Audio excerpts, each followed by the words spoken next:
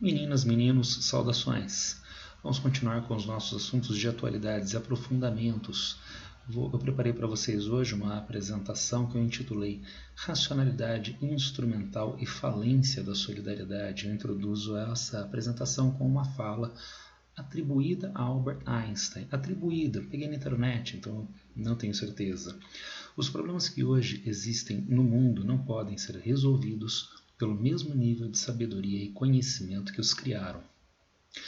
Que problemas são estes?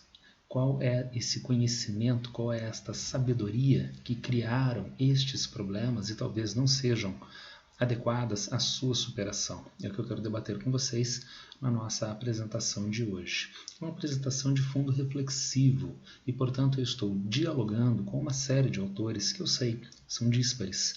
Por isso, essa apresentação não tem uma fundamentação acadêmica de última instância. Eu não quero trabalhar tratados relacionados a esses autores, mas, como eu disse, um diálogo com esses autores com vistas a que a gente possa entender, quem sabe, um pouco melhor esses graves problemas que são dados na atualidade, que exigem criatividade humana para sua superação hoje. Os autores com os quais eu estou trabalhando são Garcia Morente, professor de filosofia, por sinal, de caráter conservador, até mesmo reacionário. De outro lado, Horkheimer e Adorno, expoentes da escola de Frankfurt. Michel Foucault e Milton Santos. Vejamos. Contextos: homem, antigo e moderno. Como está dado o entendimento da realidade, segundo aquele professor de filosofia conservador, Garcia Morente, na antiguidade e no mundo moderno, no mundo da modernidade. Vejamos, na antiguidade, Aristóteles, é realidade, dado a ser entendido, razão colocada objetivamente. Há uma razão que se manifesta na realidade. Eu sou um homem racional e, consequentemente, eu preciso debruçar esta minha razão para entender a lógica, para entender a racionalidade intrínseca a esta própria realidade, e a isto nós podemos chamar, a isto Morente chama de uma razão objetivamente dada. Esta forma de entendimento objetivo da realidade pode ser entendida ao longo da antiguidade greco-romana, ao longo do medievo, e esta forma de entendimento da realidade entra em crise no final da Idade Média. E crise por quê? As formas de entendimento da realidade que estavam dadas até este momento não dão conta mais da complexidade que está dada, que se manifesta no mundo. Isto é evidente, por exemplo, na circunnavegação do globo. Há uma noção de terra plana, né, de fundo antigo que perpassa o medievo, apesar dos estudos de Eratóstenes na antiguidade. Só que agora, e através do movimento das navegações, o homem europeu consegue pela primeira vez circunnavegar o globo. Crise de autoridade papal. Acompanhando a história da Europa, em diferentes momentos nós encontramos 2 papas, 3 papas, e sendo que um excomunga o outro e os seus fiéis. Então, aonde está a autoridade papal neste contexto? Sistema Copérnico-Kepler. Então, será que o mundo é a base de tudo e o restante das coisas passa na esfera etérea que está à nossa volta? Não, diz Copérnico. Na verdade, o Sol é que está no centro. E a Terra é apenas mais um planeta orbitando o Sol em órbitas circulares. O círculo tem uma perfeição, mas quando Kepler tentava observar os astros calculados na sua posição a partir do sistema copernicano, sempre encontrava erros. E por quê? Porque as órbitas dos planetas não são sequer círculos perfeitos. As órbitas apresentam excentricidade. As órbitas são elípticas. A realidade, como me foi legada desde a antiguidade, passando pelo medievo, parece não funciona adequadamente. Portanto, o homem moderno é um homem que se relaciona com esta realidade de uma outra forma. A realidade precisa ser provada. é o que está dado inicialmente, talvez, em René Descartes, o cogito cartesiano, a dúvida hiperbólica. Cético que era, ele vai levar esse ceticismo ao extremo, a dúvida hiperbólica, a dúvida ao extremo, para tentar com isto encontrar uma base sólida a partir da qual ele possa provar a si, possa provar a realidade à sua volta. Se o homem antigo buscava entender a realidade à sua volta, agora o homem moderno vai precisar provar esta realidade antes de buscar entendê-la. Nós temos então uma demanda de prova para entendimento, em uma razão humana que agora se manifesta, diria Morente, subjetivamente. Há uma capacidade de entendimento das coisas, mas eu não sei qual é o funcionamento intrínseco das coisas em última instância. Isso se manifestaria também, por exemplo, na filosofia kantiana. Porém, havendo para estes homens modernos de fundo iluminista, Immanuel Kant, uma ideia de universalidade da razão. Pode ser que eu não entenda a realidade em si, em última instância, mas eu tenho formas de dar uma razão, dar uma lógica humanamente válida a esta realidade. Isto que eu faço com a minha razão, todos os outros homens podem fazer igualmente, tendo em vista todos sermos racionais. Daí a ideia de universalidade da produção de conhecimento. Para nós reforçarmos esta ideia, e em especial Aristóteles de um lado, Kant do outro, eu apresentaria para vocês as categorias de entendimento, as categorias do ser, na verdade, aristotélicas, e as categorias do entendimento kantianas. Vejamos. As categorias aristotélicas: substância, quantidade, qualidade, relação, lugar, tempo, estado, hábito, ação, paixão. Eu não vou entrar no pormenor de cada uma dessas categorias nesse momento, não é o nosso objetivo, e muito menos no debate acerca da substância, se ela existe a parte das categorias, mas simplesmente são manifestações do ser. O ser se manifesta de formas distintas, ele é o ser, mas ele pode se manifestar a partir de diferenças de quantidade, de qualidade, de relação, de lugar e assim sucessivamente. Em Kant aparecem categorias que têm uma clara semelhança, elas não são idênticas, obviamente, mas tem uma clara semelhança com as categorias aristotélicas: quantidade, qualidade, relação, modalidade e assim sucessivamente.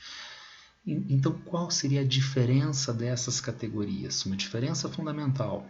Em Aristóteles, essas categorias são ônticas, acompanhando o slide anterior, são a própria forma de estruturação da realidade, de manifestação da realidade. Enquanto em Kant eu não sei como é esta realidade em última instância. Trata-se do noumeno kantiano. Eu não sei como é a realidade em si mesma, mas a minha razão se lança a esta realidade e passa a atribuir uma lógica, atribuir uma ordem a esta realidade. Insisto, acompanhando o slide anterior, que esta razão kantiana seria universal, estaria dada, então, a todos os homens, e homens maduros, que chegaram à maioridade intelectual iluminista, podem entender esta realidade da mesma forma. O problema é que não. Acompanhando Jacques Derrida, posso ouvir suas considerações, posso levar em conta o que você tem a dizer, mas desde que fale a minha língua. Esse slide que eu vou construir com vocês, eu já usei em uma outra aula de atualidades, aprofundamento sobre pós-verdade. Enunciação é uma forma de estruturação da vida, diferentemente de mera forma racional universal de entendimento da realidade. Então, a maneira como eu enuncio a realidade à minha volta, ela tem uma validade a mim, mas não apenas a mim, potencialmente ao outro, que não vai entender esta forma desde uma perspectiva de tábula rasa, a partir da mera confrontação de conceitos e realidade empírica. Mas ele vai buscar saber quem sou eu. Como eu estou enunciando esta realidade? Em qual contexto eu estou dado? E tudo isto será fundamental para, independentemente da validade conceitual empírica, o outro validar ou não as minhas ideias, construção de uma totalidade de quem fala pelo receptor. Na hora que alguém vem falar algo a mim, este alguém é um ente concreto a mim. Este alguém está inserido numa série de relações na sociedade. E isto que eu chamei de totalidade. É isso que eu estou designando como quem é, como fala e em qual contexto fala. E, consequentemente, dependendo disto, eu vou validar o que esta pessoa está falando, sendo, quem sabe, mentira para tantos outros na sociedade. Eu vou invalidar o que esta pessoa está falando, sendo verdade para tantos outros na sociedade, dando um estatuto racional a essa expressão tão vulgarizada de Pascal: o coração conhece razões que a razão desconhece, compreensão de circuitos de afeto para a compreensão da fala, quem está falando, como está falando, em que contexto está falando. Se havia um mundo antigo, um homem antigo, que se via racional em uma realidade organizada racionalmente, passível do seu entendimento, o homem moderno está cindido, porque ele não sabe como é esta realidade em última instância, mas ele pelo menos é dotado de uma razão, através da qual ele pode organizar esta realidade, organizar este caos à sua volta. Mas este homem moderno passou por uma nova cisão, qual seja, ele não é universal. Ele é cindido dentro da sociedade, havendo grupos que tendem à incomunicabilidade de parte a parte. É assim que funciona a razão na modernidade. A razão subjetiva, a razão formal, a razão instrumental. Vamos ver algumas dessas características, algumas características dessa razão subjetiva, formal, instrumental, para nós a mesma coisa, e vamos ver algumas das suas implicações. Razão. O que é a razão? Parando a apresentação durante uns 5, 10 segundos para nós refletirmos. Pensem numa resposta. O que é a razão? Constrangedor, não é? Nós nos dizemos seres racionais. A razão é o que nos distingue dos outros seres na realidade. Mas, de repente, confrontados com a pergunta o que é a razão, nós temos uma dificuldade muito grande de resposta. Mas não se sintam mal com isto. É realmente difícil e talvez sempre tenha sido, mas muito mais na modernidade. Uma resposta possível que talvez vocês tenham estruturado imediatamente, intuitivamente, seja faculdade de julgar, classificar. E por isso essa razão é orientada para um determinado fim. Ela serve para alguma coisa. Por isso é que essa razão é subjetiva, porque ela me serve, serve a mim para eu atingir os meus fins. Por isso ela é formal, ela é instrumental. Eu quero quebrar uma pedra, eu uso uma marreta. Então é um instrumento, serve para alguma coisa. É uma razão instrumental, ela serve para os meus fins. Esta é a razão moderna subjetiva, e vejam que esta resposta dificilmente teria sido elaborada por Aristóteles. Esta resposta dificilmente teria sido elaborada no mundo antigo, no mundo medieval. Esta razão subjetiva atribui racionalidade às coisas, como nós vimos em Morente nos slides anteriores. As coisas, as instituições, a forma de organização do homem em sociedade tem uma lógica, e esta razão é que produz esta lógica. Ela não está dada na realidade, ela é resultado da demanda humana sobre essas formas de organização da sociedade. Ainda mais, a ciência, a filosofia, a religião, a arte, tudo isso pode ser entendido racionalmente. Uma coisa que é a razão objetiva, antiga, medieval, talvez fosse intolerante, porque esta racionalidade objetiva era totalizante. O mundo é estruturado racionalmente e eu igualmente posso entendê-lo de forma racional. E por isso, uma coisa que não se encaixa a esta racionalidade está simplesmente errada. Esta razão é aparentemente mais tolerante. Ela permite que haja, sim, uma ciência e uma filosofia que são organizadas racionalmente. Será que a arte é organizada racionalmente? Não, e não precisa. A religião é organizada racionalmente? Não, e não precisa. Até porque a razão pode entender o funcionamento da arte e entender o funcionamento da religião. Então vejam como é uma falsa tolerância, é na verdade um imperialismo da razão. Apesar da arte não ser racional, apesar da religião não ser racional, mas a razão é tão boa que ela penetra, ela perpassa essas coisas a ponto de dar uma razão à arte, dar uma razão à religião e assim sucessivamente. A ideia de racionalidade é, portanto, fundamental. E esta racionalidade se manifesta como? Razão subjetiva, adequação a si. Como ela é um instrumento, eu uso a razão segundo a minha necessidade. Pensando em um darwinianismo vulgar, essa necessidade em última instância é da minha sobrevivência. Essa necessidade em última instância dos meus ganhos pessoais, ganhos materiais, ganhos de poder.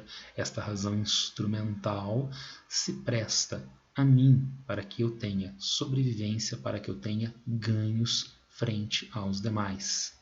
Entretanto, e acompanhando aquele nosso último slide da passagem anterior, este homem não é universal. Ele é cindido, ele é separado em grupos, classes na sociedade. Então, esta adequação a si é uma generalização indevida. Na verdade, nós temos um formato socialmente formada socialmente na condominização atual. A gente tem uma sociedade formada por condomínios, não o condomínio onde nós moramos, não o condomínio empresarial onde se trabalha, né? O condomínio como estratos da sociedade. Esses diferentes estratos é que usam desta racionalidade com vistas às suas necessidades. Então veja, há um homem que acha que usa esta razão por si mesmo, para os seus ganhos. Mas, na verdade, esse homem está inserido em um grupo, saiba ele ou não. E este uso da razão não é para ele, é para o grupo no qual ele se encontra, fazendo com que isto possa, inclusive, jogar contra o seu próprio bem-estar, os seus próprios ganhos, a sua própria sobrevivência. Há, portanto, uma ideia de criação e operação das coisas na sociedade a partir dessa racionalidade. A razão subjetiva que atribui racionalidade às coisas e, portanto, que atribui razão ao funcionamento da sociedade e possibilita a sua operação. Que sociedade é esta? Que sociedade é esta que é controlada, que supostamente seria controlada, mas que na verdade tem capacidade de exercer controle sobre nós? Precisamos então de uma discussão rápida acerca do poder disciplinar e do biopoder. Poder disciplinar, poder sobre os indivíduos através das instituições, controle sobre os corpos, espacialização, aonde esse corpo se encontra, movimentos, afazeres inerentes a este corpo, sem um emissor de poder, mas um poder que se manifesta na sociedade, numa lógica de campo, como se fosse uma força de campo, gravidade, eletromagnetismo, mas ele exerce poder aonde esse campo tem capacidade de atuação, independente de haver uma pessoa manipuladora sobre a outra. Como isso poderia acontecer? Como uma pessoa está submetida ao poder e de forma difusa na sociedade? Ora, através do pensamento taylorista-fordista, eu tenho aqui uma imagem da linha de montagem. Essas trabalhadoras estão exercendo atividades repetitivas, atividades desgastantes recorrentemente, e essas atividades então mostram que há um poder sobre essas trabalhadoras, mas alguém está individualmente exercendo poder sobre cada uma delas? Não. É o ambiente no qual elas se encontram que faz com que elas executem essas ações, elas se posicionem nesses lugares no espaço, que elas tenham estes determinados afazeres. Existem procedimentos arquitetônicos que viabilizam isto ainda mais facilmente, como é o caso do panóptico, a ideia de uma arquitetura através da qual você se sente observado e, portanto, controlado o tempo todo, mesmo não havendo uma pessoa exercendo controle sobre você. E, consequentemente, dados os recursos constantes de vigília, independentemente de haver efetivamente alguém exercendo controle, você faz algo que é esperado que você viesse a fazer. Quantos radares de estradas de rodagem, de ruas e avenidas estão desprovidos dos seus equipamentos e só manifestam a carcaça à sua volta? Ainda assim, os motoristas não sabem disto e diminuem a velocidade. É uma ideia de controle, é uma ideia de panóptico, que não está dada a partir desta arquitetura específica, mas desta ideia essencial. Temos, portanto, poder disciplinar, poder sobre as pessoas, que se manifesta de forma difusa dentro dessa lógica de campo, de uma área de atuação do poder, de controle sobre as pessoas. Podemos avançar sobre o biopoder. Agora o poder não é sobre o corpo, mas sobre agrupamentos humanos, sobre o homem-espécie, o que demanda pesquisa de campo, com tratamento estatístico, com conhecimentos diversos da biologia, da medicina, da política, da história, com vistas a que se atinjam determinados objetivos junto a esses agrupamentos de pessoas. Quem vai mobilizar isto é o poder estatal através das instituições. E os objetivos podem ser diversos, como é o caso de alfabetização. Em uma sociedade estruturada de forma urbana industrial, a necessidade de trabalhadores qualificados. Esta é uma ideia geral. Nós precisamos criar os contextos específicos institucionais para viabilizar esta qualificação junto massivamente às populações.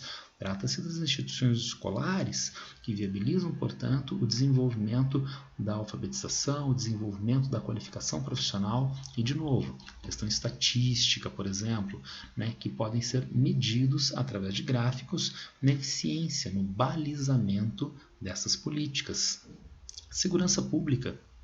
Então, aqui nós temos os policiais e como eles vão agir com coragem, com eficácia medida através dos procedimentos que possibilitam, então, pela gestão da segurança pública, por exemplo, a diminuição dos homicídios na sociedade. Aqui um gráfico para os anos 2000, que saudade dos anos 2000.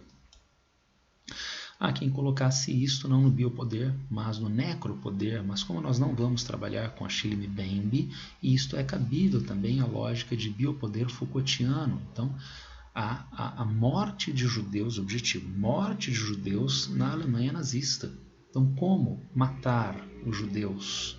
Através do levantamento estatístico, da identificação de quem são os judeus, através do recolhimento dos judeus aos guetos, eventualmente o transporte dos judeus aos campos de concentração, aonde em um procedimento fordista, os judeus, entre outros, seriam exterminados eficientemente.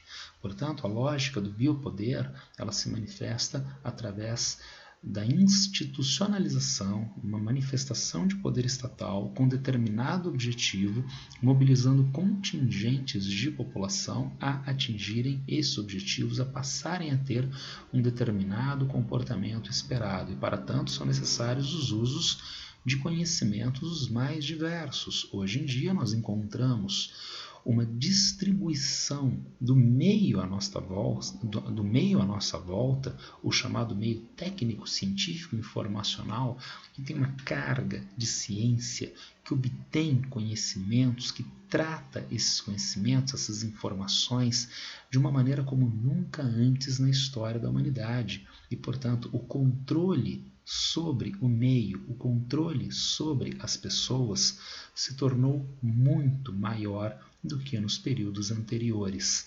Vamos aprofundar um pouco a questão do meio geográfico, tendo em vista ser geografia a minha área de atuação.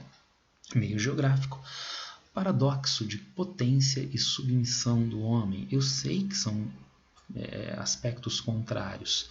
Se há potência, não deveria haver submissão, mas é um paradoxo que se manifesta no meio geográfico, na sua evolução no mundo ocidental. Vejamos algumas ilustrações. Aqui nós temos uma bela gravura, uma paisagem de um rio, um ambiente natural de floresta, onde nós temos num barco 2 jovens pescadores. Para quem é aficionado à obra, para quem é aficionado ao filme, já percebeu que esses 2 jovens pescadores são Diggle e Smeagol. E para o infortúnio dos 2, Diggle pesca um anel, o anel do poder. Um anel sedutor, apesar de Diggle ter pescado, Smeagol quer o anel, a ponto de ele matar Diggle para ficar com o anel do poder. Então, com este anel, ele ganha vida. Com este anel, ele ganha poderes diversos. Eu coloquei no título desse trecho da aula, paradoxo de potência e submissão. Quanto mais poder você tem, mais você perde, mais submisso você está ao que na obra seria Sauron e coisas do gênero, até o esgotamento total daqueles valores que você tinha originalmente. Antes eram 2 amigos pescando. Havia valores de solidariedade, de amizade, de compaixão. Ao final nós temos uma gravura com Gollum comendo um peixe cru. Como na delicada, como na saborosa culinária oriental japonesa, por exemplo, não, como um bicho. Então os valores que distinguiam ele da natureza deixaram de existir. E ele não volta meramente a ser natureza. Ele fica enviesado a uma ideia de negação dos seus próprios valores. Isso é uma obra ficcional. Então, como a gente poderia trazer isso para a nossa realidade do meio geográfico? Acompanhando a mesma sequência, eu diria que essas fotos são lindas. A floresta amazônica do alto, com um rio em meandros, quase em um caracol ali, formado pela acumulação de sedimentos nessas áreas de planícies. E aqui uma foto do interior da floresta, mata escura, não é? O dossel superior das árvores impede a chegada de luz para essas partes baixas da floresta. Há uma diversidade evidente na paisagem aérea, na paisagem do chão da floresta, mas essa diversidade é belíssima, ela apetece o olhar. Aqui também é uma diversidade, é um quadro do filme Blade Runner da década de 1980, mas essa diversidade não é bela, ela é opressora. Essa diversidade é caótica, é contraditória, é esquizofrênica, ela é desumanizada, criada pelo homem, mas desumanizada. Temos um outdoor futurista, holográfico, gigantesco, com a foto de uma bela moça oriental sorrindo. Então, como essa paisagem pode ser tão desumana? Ora, é um outdoor. Ele não está aqui para dialogar, ele não está aqui para te ouvir, ele está aqui para vender para você. Se você não tem renda, se você não pode comprar, ele não tem nada a dizer para você, senão zombar de você que não pode. Esse sorriso é um sorriso irônico, é um sorriso que desfaz da sua própria humanidade. E aqui eu tenho um outro quadro, também de Blade Runner, 2049. O homem chegando à localidade com seu automóvel futurista que leva ele tão longe. Mas o que é a localidade senão uma área desértica, criada pelo homem, mas que ao homem não se presta mais. Então ele chegou tão longe, como diriam essas passagens, mas você não morre, você é duro, José, você continua andando, marchando, você marcha, José. José, para onde? Que sociedade é essa que nós construímos, transformando isto, as duas imagens de cima, nisto, nas três imagens de baixo, duas ficcionais, mas que têm um extremo realismo, e a outra que é uma fotografia de um lixão a céu aberto. Então, de alguma forma, nós erramos o caminho da produção do meio geográfico. Como esse meio geográfico evoluiu? Era um meio natural, desde tempos imemoriais, quando já há a produção de espaço geográfico, porque o homem, desde que é homem, tem trabalho e transforma o meio à sua volta, produz objetos que aumentam a sua capacidade de trabalho sobre este meio à sua volta. Mas este meio chamado de natural, apesar de já ser espaço geográfico, ele tem uma peculiaridade fundamental que, por sinal, dá sustentação à expressão meio natural. Os processos sociais são determinados pela natureza e não pelo homem. Quando se tem tal ou qual produto da agricultura? Quando nós temos a safra do produto. Quando não tem safra, não tem o produto, tem que esperar a safra do ano seguinte. Quando eu vou me deslocar com o meu barco? Um barco é uma construção humana que aumenta a capacidade humana de transformação da realidade. Mas o meu barco a vela, ele só se desloca quando houver vento. Quando a natureza der a ele vento, imediatamente ele se desloca. Cessando o vento, ele para de se deslocar. Os processos são definidos pela natureza e não pela própria sociedade. A diferença fundamental que estará dada para o próximo meio, o meio técnico. Agora, os processos são definidos pela sociedade. A ideia de controle. Então, agora eu não estou mais sujeito ao meio natural. Mas como não? Eu acabei de falar da safra. Tem produtos como a laranja, né, uma cultura permanente, mas tem safra de laranja. E quando não estamos na safra de laranja, eu posso ter laranjas? Sim, posso, porque os laranjais são plantados em diferentes partes do mundo.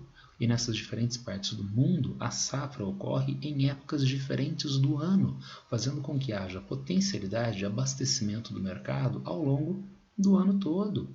Então não dependo mais do ciclo da natureza para ser abastecido por laranja, por suco de laranja da agroindústria da laranja. Eu tenho um procedimento técnico através do qual eu garanto a minha demanda. Eu tenho controle sobre o meio. E este controle se torna ainda maior a partir da terceira revolução industrial, a partir da criação do meio técnico científico informacional. Ele é tal qual o meio técnico anterior, os processos são controlados pela sociedade, mas ele tem um componente científico informacional que demanda ciência institucionalizada, demanda ciência oriunda das universidades, dos centros de pesquisa. E essa ciência, por sinal, é oriunda da onde? Começo da nossa apresentação, de uma razão instrumental. É uma ciência que se presta a uma necessidade, mas que é uma necessidade do ser humano, de mim, uma necessidade individual? Não necessariamente, como nós vimos. Além da cisão do homem com o meio à sua volta, do homem antigo para o homem moderno, este homem moderno está cindido dentro da própria sociedade. De modo que este processo que eu criei pode ser um processo que está ligado a demandas da sociedade. São processos que, consequentemente, podem ser danosos e opressivos a mim mesmo, mas que aumentam o controle sobre o meio e, consequentemente, lembrem-se da ideia de paradoxo, a sujeição do homem neste meio. Para reforçar isso, nós precisamos lidar com a noção geográfica, ainda em Milton Santos, de objetos e ações. Se eu me valesse de um fragmento de Milton Santos, leio para vocês. O tema central da geografia não é, separadamente, os objetos nem as ações, mas os objetos e ações tomados em conjunto. A ação é tanto mais eficaz quanto os objetos são mais adequados. Então, a intencionalidade da ação se conjuga à intencionalidade dos objetos e ambas são hoje dependentes da respectiva carga de ciência e técnica presentes no território. Então, há demandas humanas que precisam de determinados objetos para se manifestarem. Esses objetos foram criados pelo homem e eles têm a intenção, neles foi despejada a intencionalidade para se cumprir determinada ação. Quanto mais a minha demanda se encaixa a intencionalidade do objeto, maior a minha potência de transformação da realidade. Agora, tudo isso está subsumido, está organizado segundo uma racionalidade. Mas esta racionalidade é de mim para mim mesmo? Ou será que esta racionalidade instrumental está dada segundo uma lógica do próprio funcionamento da sociedade? E eu me transformei num objeto, também um instrumento do funcionamento desta sociedade. Portanto, nós temos de novo a temática do controle, mas do controle ligado aos objetos que eu criei, que eu utilizo, mas que em grande parte se utilizam de mim. A sociedade se utiliza de mim, outrem se utiliza de mim através destes objetos. Vamos tentar elucidar qualquer confusão através deste objeto tão típico, o smartphone. E para que um objeto como o smartphone? Ora, eu tenho a intenção de mandar uma mensagem para uma pessoa que está num país distante. Então eu tenho esta intenção. Mas o smartphone é um objeto que veicula um aplicativo como o WhatsApp. E a outra pessoa num país tão distante também tem um smartphone, também está abastecido com o WhatsApp. E eu consigo enviar esta mensagem para esta outra pessoa. Então, a minha intenção se conjugou com a intenção do objeto. E agora eu consigo fazer isto que os meus antepassados jamais sonhariam em fazer. Eu me lembro, eu sou velho, e daí a ideia, nos anos 1970, 1980, antes 1960, quando eu ainda não tinha nascido, por mais velho que eu seja, a ideia de telefonia à distância. Então os filmes de espiões, filmes de ação ou filmes que seriam sátiras com um espião utilizando telefones no seu automóvel. Nossa, que incrível! Mas hoje qualquer um pode usar um smartphone para fazer isto.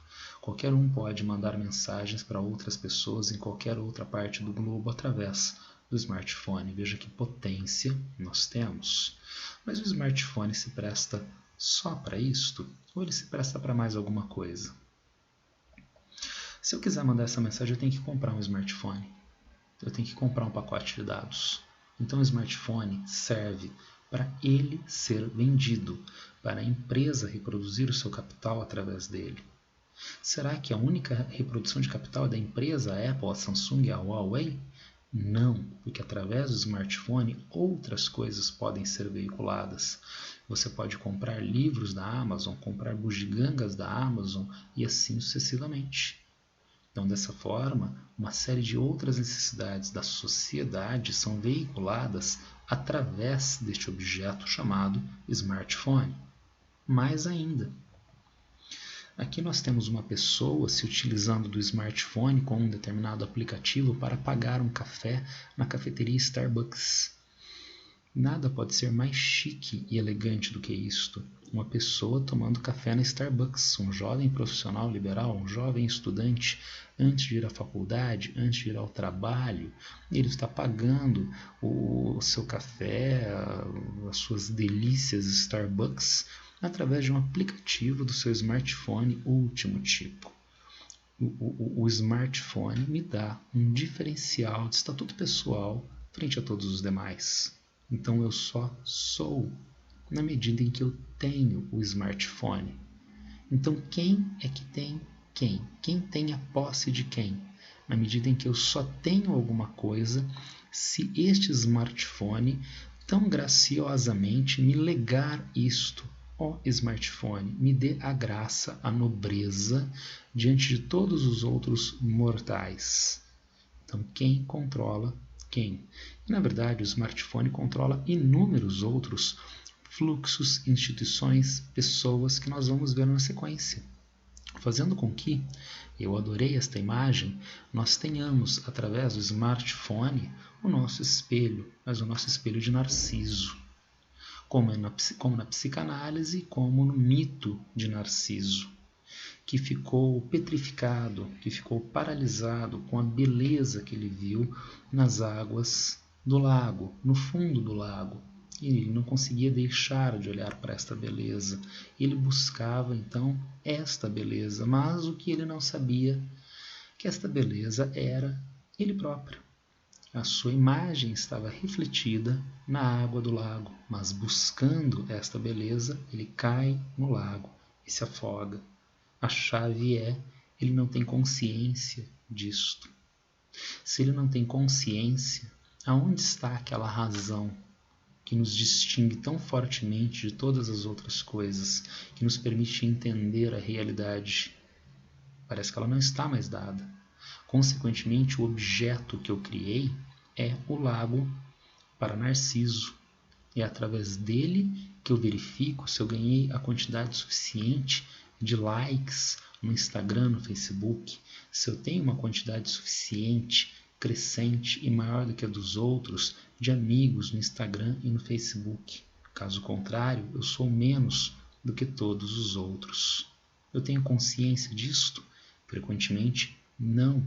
E, consequentemente, o smartphone se manifesta hoje como o novo mito de Narciso, dentro de uma lógica de controle, mas que abre margem para potencialidades e para submissão.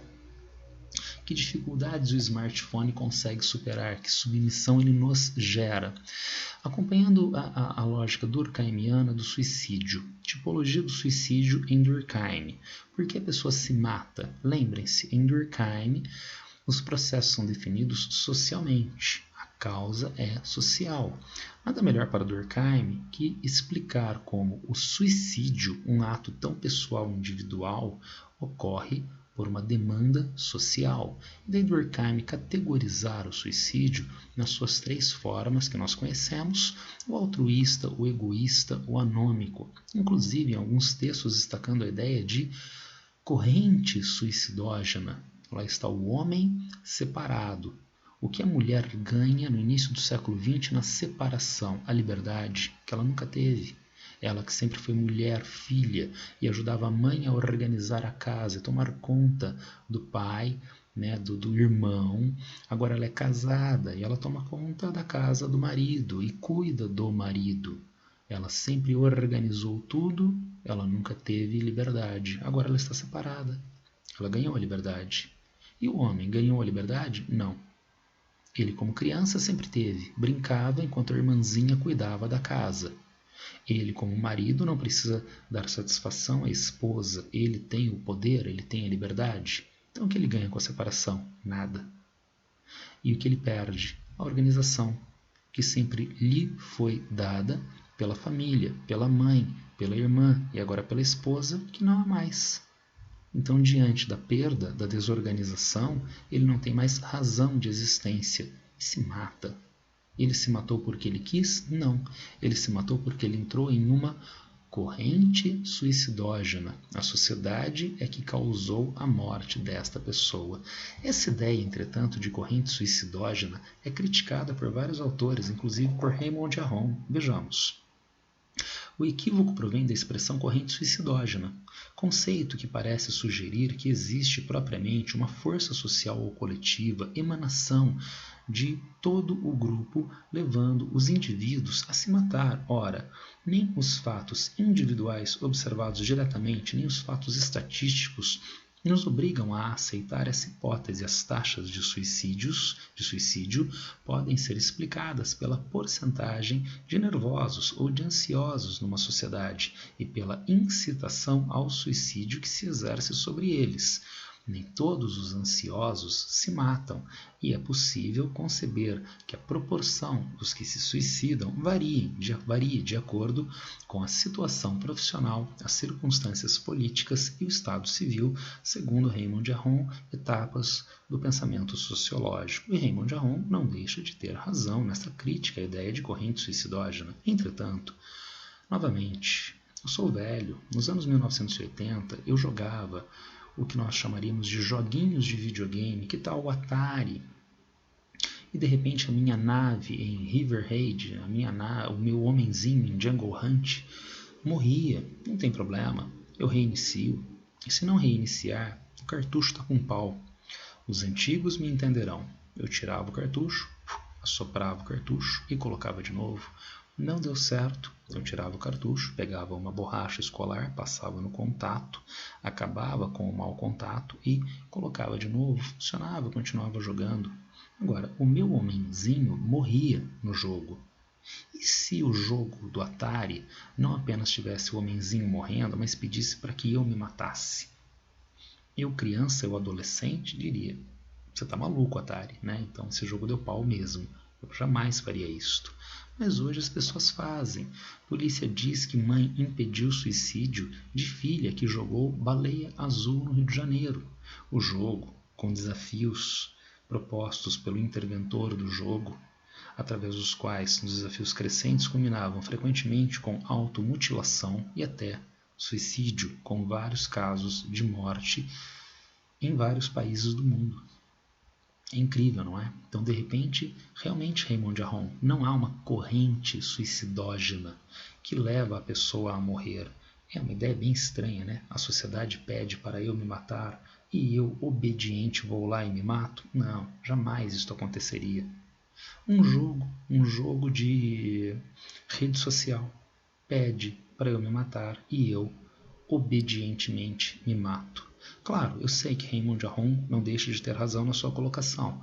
Quem é esta pessoa vulnerável a essas sugestões do jogo Baleia Azul? Sim, claro, isso é importante. Mas vejam, é uma sociedade que cria um jogo que leva à cessação da vida das outras pessoas que participam desse jogo.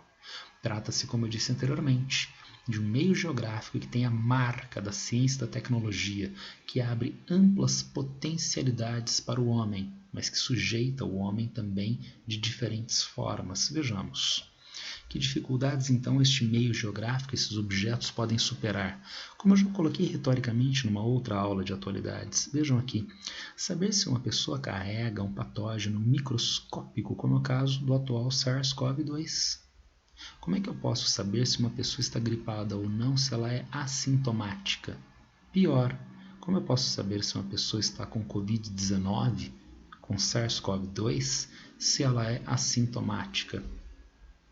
Mais difícil de descobrir ainda é quem está não com um vírus microscópico, mas com um pensamento, o pensamento de fazer ato terrorista. Este jovem, e deu um trabalho achar essa imagem, porque eu estava procurando imagens de terroristas, e todos os terroristas são feios. Cuidado comigo. Então, terrorismo pode ser perigoso, tá? E era difícil achar um terrorista que fosse minimamente bonito. Eu achei que este era um jovem bastante bonito, o Omar Mateen. Ele é autor de um atentado terrorista na Flórida que matou mais de 50 pessoas. Matou e feriu mais de 50 pessoas, tá certo? Agora, como saber que ele carrega a ideia de terrorismo na mente dele? Dá para saber. Segundo a reportagem do Sputnik, homem é preso no aeroporto de Londres por suspeita de preparar ataque terrorista. Então, ele estava preparando o ataque terrorista e ele foi preso. Como as pessoas sabiam que ele estava pensando em terrorismo? Com o smartphone, com o meio técnico, científico, informacional. Reconhecimento facial, monitoramento de dados, rastreamento por GPS, tratamento dos dados com recursos de inteligência artificial. Com tudo isto, é possível saber que a pessoa está planejando um atentado terrorista. Quem é esta pessoa? Reconhecer facialmente essa pessoa nas câmeras de um aeroporto. E antes dessa pessoa entrar no país, esta pessoa ser presa, ser processada, ser condenada. E as pessoas que seriam alvo do atentado terrorista, que perderiam suas vidas, que sofreriam tanto se sobrevivessem, são poupadas desse sofrimento. Dá para aplicar essa mesma ideia para SARS-CoV-2. Medição à distância de temperatura, monitoramento de deslocamento via GPS, aplicativos com recurso de contenção da Covid-19. Então vejam como o smartphone, como o meio técnico, científico e informacional aumenta tão significativamente as nossas possibilidades de controle e bem-estar na realidade. E por isso, nós amamos o smartphone, nós amamos a nossa tecnologia. Mas lembrem-se, o objeto é dotado de uma intenção. E essa intenção, fruto da nossa racionalidade instrumental, pode ser alheia às nossas necessidades pessoais, pode ser contrária a estas nossas necessidades pessoais. Vejamos. Ainda na contenção da doença, Covid-19, Coreia do Sul, dados de deslocamento dos pacientes, novos potenciais infectados, instalação de aplicativo em pessoas com sintomas. Você tem os sintomas? Ótimo. Posso instalar o aplicativo no seu smartphone? Eu explico como o aplicativo funciona, tá certo? Ah, sim, pode.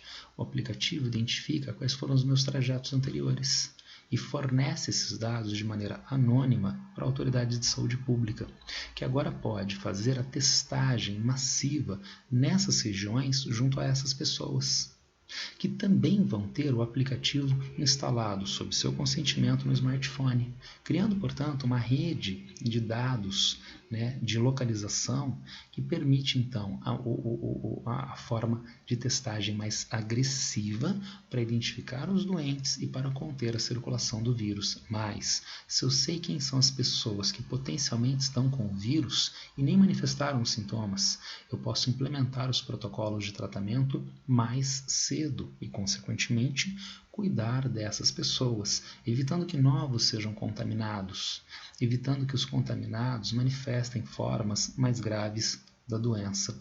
Tudo graças à tecnologia. China, sensores de reconhecimento facial e calor, identificação de pessoas com febre. Olha que interessante, além da identificação facial, que já é muito comum na China, então câmeras que fazem a vigilância diuturnamente das ruas. Se lá está o bandido pela rua, ele não está cometendo um crime, mas ele é um bandido, ele já cometeu vários crimes. Não há nenhum policial às cercanias, então naquele momento ele está livre e tranquilo. Não, porque tem uma câmera com capacidade de reconhecimento facial que identificou este bandido. E eletronicamente vão ser acionados policiais que vão até aquela posição e vão prender este bandido.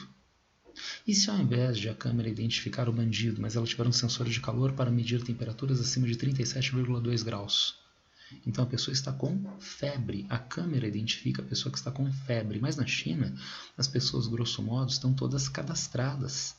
Então, esta pessoa que está com febre passa pelo reconhecimento facial e é identificada. Inclusive, o seu registro no poder público seria CPF aqui no Brasil, inclusive o seu endereço, e os serviços médicos podem ser mobilizados para atender essa pessoa. A pessoa não sabia que ela estava com febre. Era uma febre baixa, ela estava apenas com um mal-estar. Mas veja, a tecnologia que a envolve já descobriu que ela está com febre, mas mobilizou os serviços de saúde pública para que ela seja identificada se está com SARS-CoV-2, para que ela seja tratada antes dos sintomas mais graves aparecerem e ela não contaminar outras pessoas. Agora, neste momento, as escolas chinesas estão reabrindo. Febre é um sintoma usual da Covid-19. Os estudantes estão sendo munidos de uma pulseira de identificação de calor e acionamento eletrônico do professor e da polícia em caso de febre, para que o estudante possa ser mobilizado pela escola com um tratamento adequado, com um tratamento psicologicamente válido e seja mobilizado para sua casa para a averiguação se está com SARS-CoV-2 e para o tratamento para a contenção da doença. A tecnologia, então, parece que resolveu tudo. Mas não, porque, como eu disse, ela é criada por uma razão instrumental e, consequentemente, ela pode ser alheia às nossas próprias necessidades, contrária às nossas próprias necessidades. E como? A mesma tecnologia faz isto daqui. Então, esse professor de Cambridge forneceu um quiz, um joguinho, perguntas e respostas, que 270 mil pessoas do Facebook responderam. E quando eles responderam, 270 mil pessoas deram os seus dados para esse professor de Cambridge. Só que o joguinho pressupunha, no seu contrato do aplicativo, que os amigos, que cada uma dessas 270 mil pessoas que jogaram o joguinho, também fornecessem, sem saber, os seus dados para este professor. Agora o professor tem os dados de 87 milhões de pessoas. E ele se associa à Cambridge Analytica, que tem os dados de comportamento de quase 90 milhões de pessoas, e comercializa esses dados com a campanha de Donald Trump nos Estados Unidos, mobilizando então a identificação do perfil de personalidade, que possibilita o direcionamento de volume e qualidade de informação para orientar o eleitor. Essa orientação é com vistas à ideia de democracia e não. Quem acreditará no Pizzagate nos Estados Unidos? Quem acreditará no Brasil na mamadeira peniana? Quanto eu vou precisar mandar para a pessoa acreditar? Acima disto, a pessoa passa a dar descrédito, abaixo disto, a propaganda não teve efeito. Então, o perfil de personalidade cria este direcionamento de propaganda. Uso massivo de informações falsas de caráter anônimo em diferentes grupos de eleitores. Quem mandou a mamadeira peniana? Quem mandou o Pizzagate? Então, isto é acobertado pelos dispositivos da rede de computadores. Ensaio e reprodução do processo em vários outros países, direcionando, portanto, a eleição de um ente de extrema-direita, de um ente político no país mais poderoso econômica e militarmente do mundo, uma pessoa que orienta a política doméstica dos Estados Unidos e a política externa americana de uma forma, em um padrão que deixa de reconhecer a alteridade, que deixa de estar estruturado segundo uma lógica inclusiva e de solidariedade, ao contrário, uma lógica belicosa, uma lógica de agressividade, uma lógica de exclusão de pessoa a pessoa. Será que essa é uma sociedade saudável que nós estamos criando? Parece que não. Será que essas tecnologias de veiculação de dados, de tratamento de dados, foram criadas para que nós possamos conter SARS-CoV-2? Não, isto é acessório. Elas foram criadas para se exercer controle não da pandemia, mas da realidade, das pessoas que estão à nossa volta. Isso é uma demanda minha? Não. É o resultado de uma razão instrumental. Uma razão que eu apenas uso para um determinado fim. E esses fins, desumanos que são, podem se tornar alheios ou contrários às próprias pessoas. É altamente recomendável. Privacidade hackeada. Documentário que mostra como este processo foi mobilizado nas eleições dos Estados Unidos e na eleição no plebiscito Brexit no Reino Unido. Tendências domésticas, aumento do isolamento e tensão entre grupos ininteligíveis. Eu volto àquele slide anterior, lá no comecinho da aula. Então não há uma razão no mundo que a minha razão entende. Eu não sei como é o mundo. A minha razão se lança a ele e dá a ele racionalidade. Mas a razão não é universal partilhada. A minha razão é a razão do meu grupo. E eu posso não entender a maneira através da qual o outro grupo funciona na atualidade. E esta divisão é acentuada através dos recursos tecnológicos de transmissão de dados, de tratamento desses dados na atualidade, como aconteceu na eleição de Donald Trump, como aconteceu no plebiscito Brexit, criando uma sociedade marcada pela raiva, uma sociedade marcada pela exclusão de parte a parte. Só no Brasil? Não. Um motorista atropelou manifestantes anti-racismo em Charlottesville, nos Estados Unidos. Era uma manifestação anti-racismo. Tinha havido logo antes um entreveiro, uma briga entre manifestantes anti-racismo e manifestantes supremacistas brancos. Já me parece uma briga inusitada. Então, um grupo de manifestantes é contrário ao racismo, é inclusivo a todas as pessoas. E o outro grupo violentamente se coloca contrário. Não, porque nós temos que separar os homens brancos dos demais seres que são inferiores. Já me parece uma briga bastante inusitada. Só que um destes supremacistas brancos pegou o carro e jogou em cima dos manifestantes. Aqui a gente tem a imagem da BBC Brasil com um carro, aparentemente um carro de alta potência, com a frente toda destruída por atropelar vários dos manifestantes anti-racismo, inclusive matar um deles.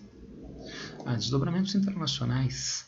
Se agora nós temos grupos ininteligíveis, então de qual grupo eu faço parte? Do meu grupo nacional, Brasil acima de tudo, o que reforça a xenofobia, reforça a competitividade interestatal e, consequentemente, nós temos aumento dos gastos militares. Interessante, uma sociedade que, ao invés de investir na saúde pública, uma sociedade global que, ao invés de investir na geração de recursos para o bem-estar das pessoas, gasta, e eu fiz questão de colocar gasto e não investimento, gastos militares. O que é óbvio, dado o aumento das tensões e conflitos regionais, e que podem acabar se desdobrando em potencialidade de conflitos de monta entre grandes potências mundiais. Esta é a sociedade que é fruto desta racionalidade instrumental. Esta é a sociedade da cisão, não apenas do homem com a realidade à sua volta, mas do homem com o próprio homem, fazendo com que haja a formação destes grupos de ininteligibilidade. Uma sociedade que nós criamos e que passa a ser hoje inviável para nós mesmos, seres humanos. E por isto, o slide inicial. Os problemas que hoje existem no mundo não podem ser resolvidos pelo mesmo nível de sabedoria e conhecimento que os criaram. Nós criamos essa sociedade. E isto que nós usamos para criar esta sociedade provavelmente seja muito aquém das nossas necessidades hoje para superação destes problemas criados por nós mesmos. Era esta a reflexão para hoje. Eu espero que tenha aclarado algumas coisas. Se alguém quiser debater alguma coisa, tiver alguma dúvida, pergunta, entre em contato comigo através das redes sociais. Beijão, abraço para todos, boa sorte.